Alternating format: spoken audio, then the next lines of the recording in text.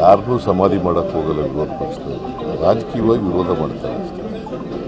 C ಅವರು 10 ವರ್ಷ ಪ್ರಧಾನಮಂತ್ರಿಯಾಗಿದ್ದರು. 10 ವರ್ಷದಲ್ಲಿ ಬಡವರ ಪರವಾಗಿ ಏನೂ ಮಾಡಲಿಲ್ಲ ಅಂತಕ್ಕಂಥದ್ದು ಅವ್ರ ಮೇಲೆ ಆರೋಪ. ಜೊತೆಗೆ ಸುಳ್ಳಿನ ಸರ್ದಾರ ಅಂತಕ್ಕಂಥದ್ದು ಇನ್ನೊಂದು ಆರೋಪ. ಅವರು ಏನು ಜನಗಳಿಗೆ ಭರವಸೆ ಕೊಟ್ಟಿದ್ದರು, ಯಾವ ಭರವಸೆಗಳನ್ನು ಈಡೇರಿಸ್ತಿಲ್ಲ ಅಂತಕ್ಕಂಥದ್ದು. ರಾಜಕೀಯವಾಗಿ ಸೋಲಿಸ್ಬೇಕು ಅವ್ರನ್ನ ಅನ್ನೋದು ಬಿಟ್ಟರೆ ಸಮಾಧಿ ಮಾಡಿಸ್ಬೇಕು ಅಂತ ಅನ್ನೋದು ಆ ಥರದ್ದು.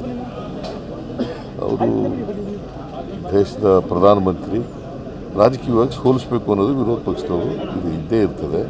ಬಿಕಾಸ್ ಈ ದೇಶ ಅಭಿವೃದ್ಧಿ ಆಗಲಿಲ್ಲ, ಆರ್ಥಿಕವಾಗಿ ಅಭಿವೃದ್ಧಿ ಆಗಲಿಲ್ಲ, ಜೊತೆಗೆ ಬಡವರ ಅಭಿವೃದ್ಧಿನೂ ಕೂಡ ಆಗಲಿಲ್ಲ.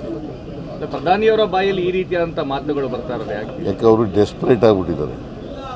ಪ್ರಧಾನಮಂತ್ರಿ ಸೋಲ್ತೀವಿ ಅಂತಕ್ಕಂಥ ಭಯ, ಆ ಭಯದಿಂದ ಹತಾಶರಾಗಿ ಬಾಯಿ ಬಂದಾಗ ಏನೇನು ಮೊದಲ ಬಾರಿಗೆ 10 ವರ್ಷದಲ್ಲಿ ಮೊದಲ ಬಾರಿಗೆ ಈ ರೀತಿ ಮಾತನಾಡ್ತಾ ಇದ್ದಾರೆ ಅಂತ ಅನ್ಸಲ್ವಾ? ಈಗ ಕಳೆದ ಸಾರಿ ಗೆಲ್ತೀವಿ ಅಂತ ಇತ್ತು ಅವ್ರಿಗೆ, ಈ ಸಾರಿ ಕಾನ್ಫಿಡೆನ್ಸ್ ಇಲ್ಲ. ಸೋಲ್ತೀವಿ ಅಂತಕ್ಕಂಥದ್ದು ಗೊತ್ತಾಗಿದೆ, ಅದಕ್ಕೆ ಹತಾಶರಾಗಿ ಮಾತಾಡ್ತಾ ಇದ್ದಾರೆ. ಇವೆಲ್ಲ ಗೊತ್ತಾಗ್ಬಿಟ್ಟದೆ ಜನಗಳಿಗೆ. Is exposed. ಜನಗಳಿಗೆ ಅವ್ರು ಸುಳ್ಳು ಹೇಳ್ತಾ ಇದ್ದಾರೆ, ಎಮೋಷ್ನಲ್ಲಾಗಿ ಮಾತಾಡ್ತಾರೆ, ಎಮೋಷ್ನಲ್ಲಾಗಿ ಎಕ್ಸ್ಪ್ಲಾಯ್ಟ್ ಮಾಡ್ಕೊಳ್ಳೋಕ್ಕೆ ಪ್ರಯತ್ನ ಮಾಡ್ತಾರೆ ಅನ್ನೋದು ಗೊತ್ತಾಗಿದೆ.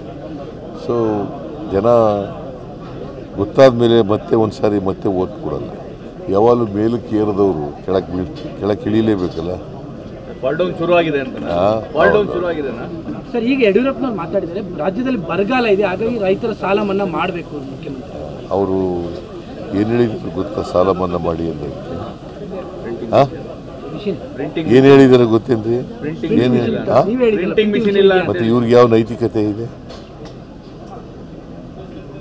ಕೇಂದ್ರ ಸರ್ಕಾರ ಅಧಿಕಾರಕ್ಕೆ ಬರ್ತದೆ, ಸಾಲ ಮನ್ನಾ ಮಾಡ್ತಾರೆ.